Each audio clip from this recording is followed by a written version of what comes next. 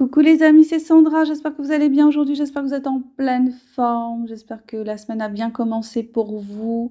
Aujourd'hui, j'ai envie de vous parler de mes 13 années d'auto-édition, 13 chiffres porte-bonheur pour certains, chiffres qui portent malheur pour d'autres.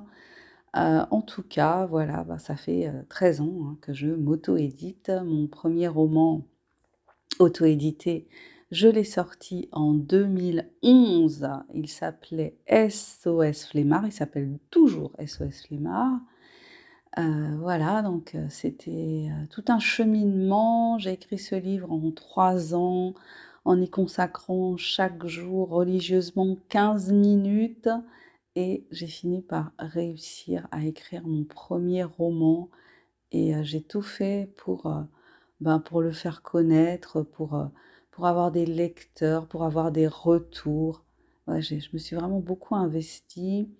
J'ai fait plein d'erreurs au niveau de la mise en page, pour la couverture. Enfin, j'ai ramé, mais j'y suis arrivée, donc j'étais super contente.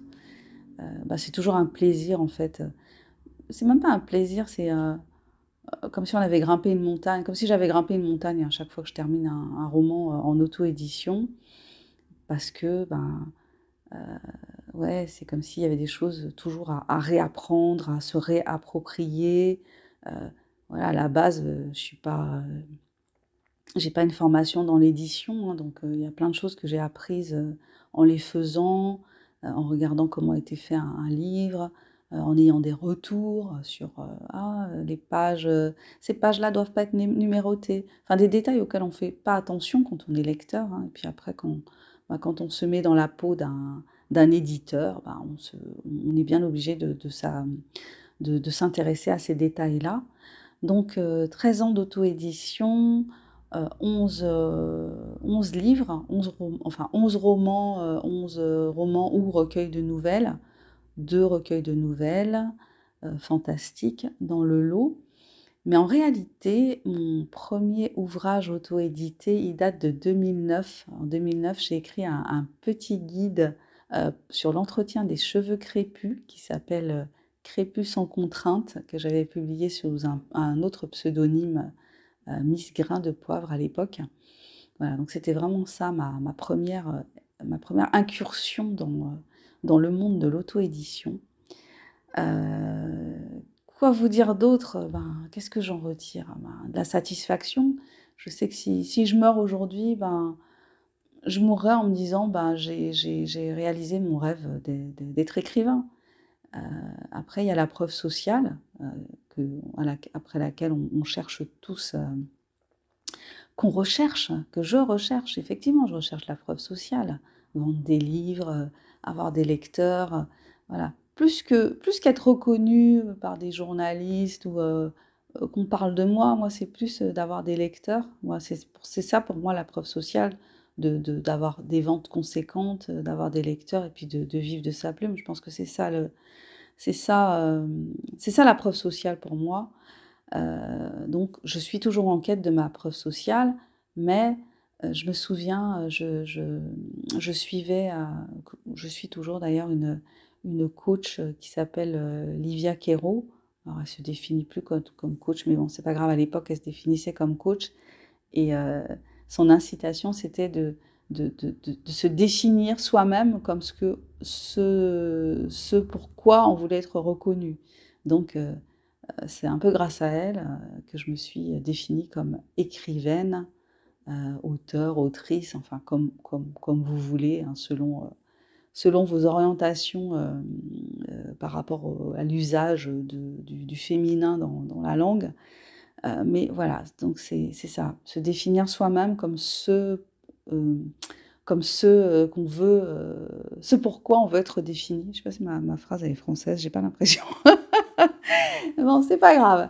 En tout cas, je pense que vous saisissez l'idée, voilà, se définir soi-même comme on veut être vu, comme on veut être perçu, comme on veut être entendu. C'est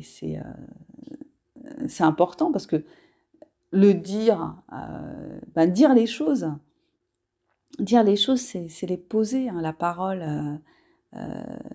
au commencement était le verbe, la parole donne de la chair aux choses, hein, malgré l'impression qu'on a que les paroles sont éphémères, mais on peut tuer quelqu'un avec des mots, on peut détruire quelqu'un avec des mots, hein. Les mots ont de la force.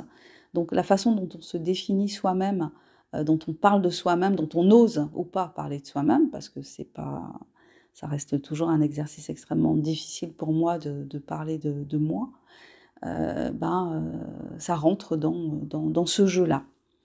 OK, bah, écoutez, c'était ça que je voulais partager avec vous aujourd'hui, hein, ma joie de 13 années d'auto-édition. Je m'étais dit que si avant mes 40 ans, j'avais pas réussi à écrire un roman, je renoncerais. Et ben, avant mes 40 ans, j'ai fini le roman. Voilà, je l'ai publié, après, mais je l'ai écrit avant. Donc j'ai réussi, à relever mon propre défi, le propre défi que je m'étais lancé. D'où la nécessité de bouffer son crapaud, hein, son crapaud matinal. D'où la nécessité de se battre parfois avec soi-même, contre, contre ses peurs, contre ses doutes, contre ses angoisses, contre tout ce qui fait qu'on est, on est un être humain avec une morale, avec une éthique, avec des valeurs, avec une âme, avec une sensibilité. C'est ça en fait, hein, qui fait que certains d'entre nous justement vont se poser plein de questions, alors que d'autres ne s'en poseraient pas. Ok, je vais m'arrêter là pour aujourd'hui. Je vous invite à découvrir mes ouvrages, hein, qui sont tous disponibles sur la plateforme Amazon. Ils sont aussi sur lulu.com, que j'ai utilisé au tout début quand j'ai commencé l'auto-édition de mes livres papier. J'aime bien le format poche de lulu.com, mais les frais d'envoi sont chers, je trouve. Alors je sais pas, c'est vraiment que je ne suis pas allée regarder, mais c'est vrai qu'à l'époque, je trouvais que c'était cher les frais d'envoi.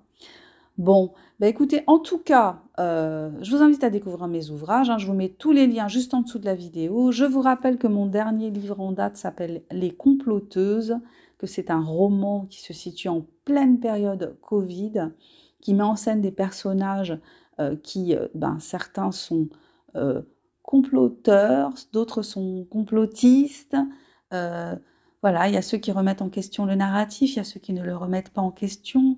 Si vous avez vécu cette période comme moi, vous retrouverez dans mon roman, parce que ça pose toutes les questions que vous vous êtes peut-être posées, toutes les interrogations face à certaines incohérences, face à certaines bizarreries, ou alors même si vous êtes rentré dans le narratif et qu'aujourd'hui vous vous interrogez sur ce qui s'est passé, vous essayez de comprendre différemment, ça vous parlera également. Voilà, donc je vous invite à découvrir mon roman, à le lire, à laisser des commentaires sur la plateforme Amazon, à mettre des étoiles pour dire si vous avez aimé un peu, beaucoup, passionnément, à la folie ou pas du tout. Je vous remercie de votre passage sur ma chaîne, je vous fais de gros bisous, je vous dis à bientôt pour le prochain partage.